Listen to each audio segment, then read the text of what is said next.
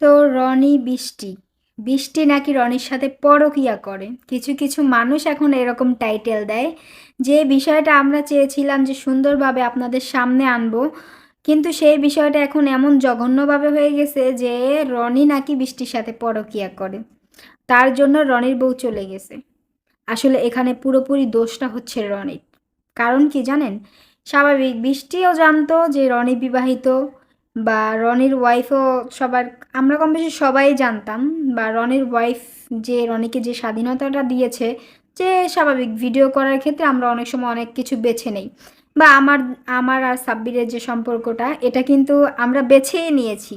আমাদের মানে ভবিষ্যৎ বা আমাদের যে লাইফ পার্টনারগুলো সবাই ভিন্ন ভিন্ন।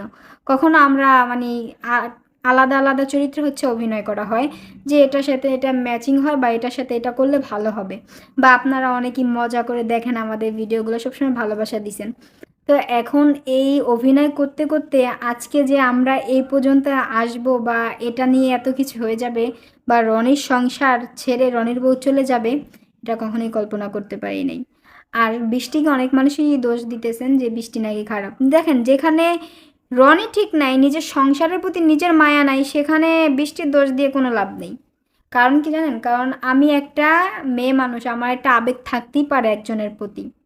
বা বৃষ্টিকে চাইলে অন্য জায়গায় বিয়ে দেওয়া যাবে। কিন্তু রনি, রনি তো হচ্ছে বিবাহিত, বা ওর একটা বাচ্চা আছে।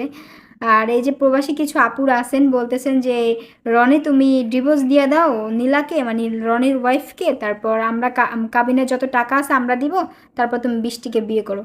দেখেন দেখেন আপুরা, ভালোবাসা দেখানো উচিত, কিন্তু এত ভালোবাসা দেখানো উচিত না। কারণ কি জানেন? একটা সংসার, একটা বাচ্চা, ওর বাচ্চাটা মাসাল্লাহ দেখতে অনেক কিউট। ওর জন্য দোয়া করবেন, ওদের সংসার জানি না ভাঙে, বা ওরা জানি দুজন মিলে মিশে থাকতে পারে সারা জীবন, এটাই দোয়া করা উচিত। কারণ আমরা সব কিছু জেনে এতদিন এত অভিনয় করেছি শুধু আপনাদের ভালোবাসা পাওয়ার জন্য। কিন্তু লাস্ট পর্যন্ত যদি আপনারা এরকম পোল্টি খান, তাহলে তার কিছু করার নাই। কারণ আমরা চাইছিলাম কি, যে কিছুদিন যাক, আরও কিছুদিন যাক, আমরা সবার সামনে হচ্ছে রনি বা রনির ওয়াইফকে বিয়ে দিয়ে নতুন করে সুন্দর করে নিয়ে আসবো। তখন আপনারা দেখলে খুশি হবেন, বা বৃষ্টিকে অন্য জায়গাটা বিয়ে দিয়ে দিব।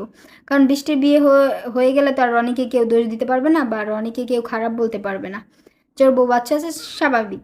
কিন্তু রনি যে এরকম বলবে যে আমি বৃষ্টিকে বিয়ে করব, এই কথাটা আসলে আমি মেনে নিতে পারছি না। মানে কোনোভাবেই পারি নাই। তা আমি চাই যে সবসময় যে যে নীলা, রনির ওয়াইফ, ও কিন্তু ভাইরাল হতে আসে নাই। ও শুধু ওর অধিকার যতটুকু অতটুকুই নিতে আসছে, অন্য কিচ্ছু না। আপনারা সবাই ওদের জন্য দোয়া করবেন যেন ওদের সংসারটা টিকে যায়, আর লাস্ট পর্যন্ত যেন ওর বাচ্চাটা বাবা হারান।